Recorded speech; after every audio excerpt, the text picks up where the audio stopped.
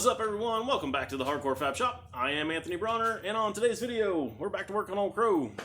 Got the chassis up here on the lift so that I can start putting some pieces and parts back on this thing. Everything is all cleaned up, painted, and we've got a good portion of all the other parts and pieces cleaned up and painted too. So it's time to get some of this stuff picked up and organized around the shop and actually get it bolted back on here so this thing can move and roll around and just not have stuff scattered everywhere. So let's get to it.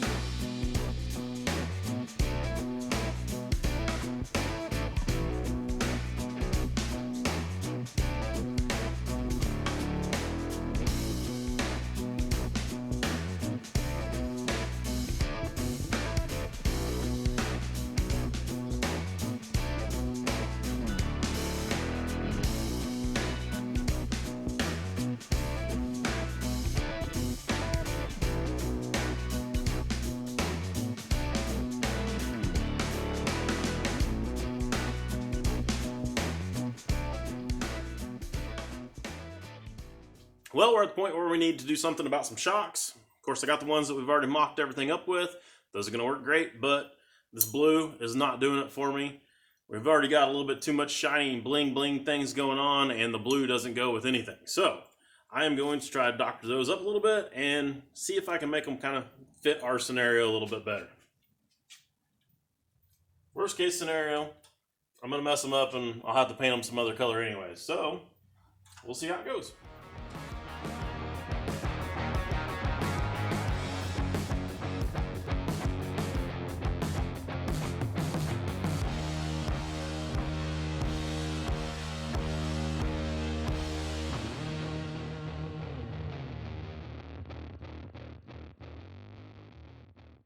Well, it's starting to come together. I actually have all the right size bolts in there now, so that's really awesome. That's the first time that's happened. I'm not 100% sure on the color on these shocks. They definitely look way better than they did when they were blue. I'm going to probably have to look at them for a little bit, though, and try to decide if those stay or go. We'll see what it looks like when I get a body on there. It'll be easy enough to pull them back off and do a different color later if need to. So with all the front suspension together, it's time to move to the back, and the first thing we got to do is put the 9-inch back together. So, perfect learning opportunity for Connor. Let's kick back and see how this goes.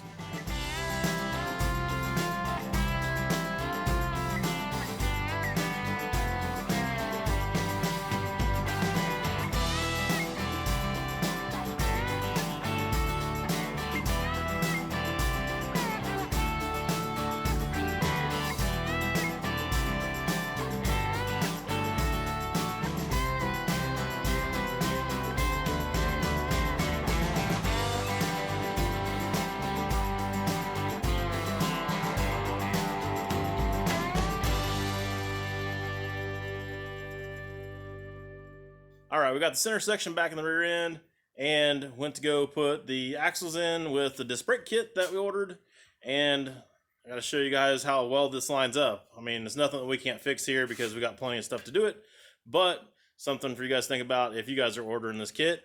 It's from Jegs. It's the 9-inch disc brake kit that they sell, so I just want to show you this bracket here real quick because it's kind of ridiculous how well this lines up here.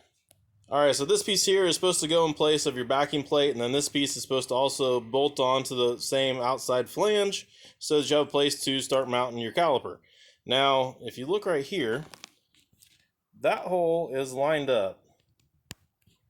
The next hole is off, and the next hole is off.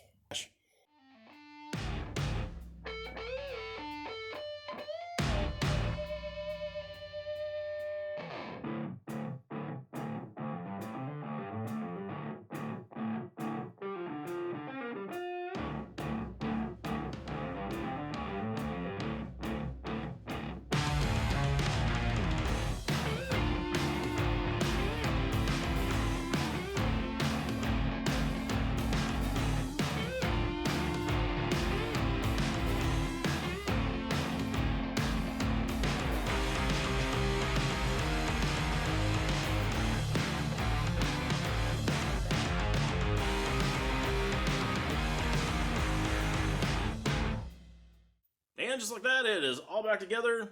And I didn't get video of it for some reason. I don't know why I didn't get video of it, but I didn't. So at this point, I think I'm just going to blame Connor because, you know, he's the one that actually did put the fuel cell back in.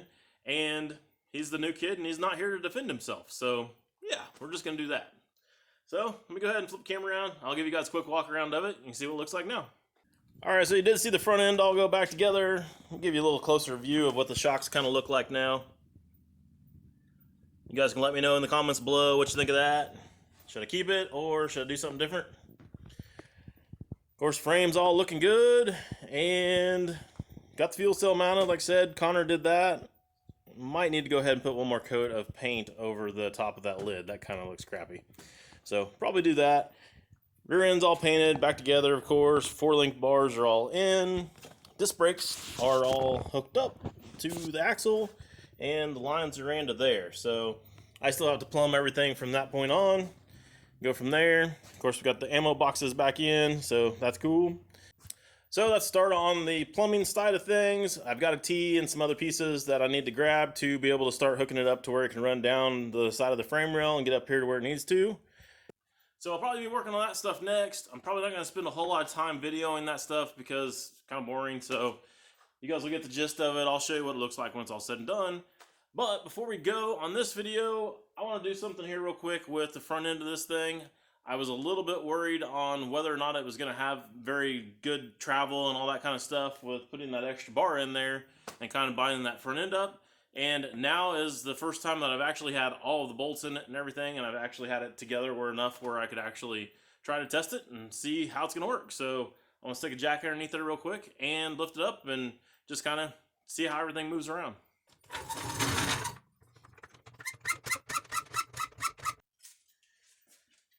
Alright, so I got around 5 inches or so of space underneath the bottom of this tire. I want to push this thing down, see if I can get it to articulate all the way to the floor, and kind of see how this is going to work.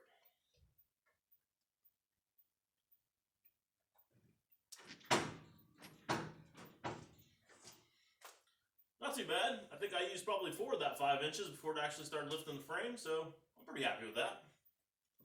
And with that, I've ran out of time because tomorrow is Easter, so I won't be down here at the shop working. But I am going to try to get this video uploaded either tonight or first thing in the morning. So if you guys are watching on Easter, happy Easter. And I guess that's all I got for you guys in this video. So I'll see you next time.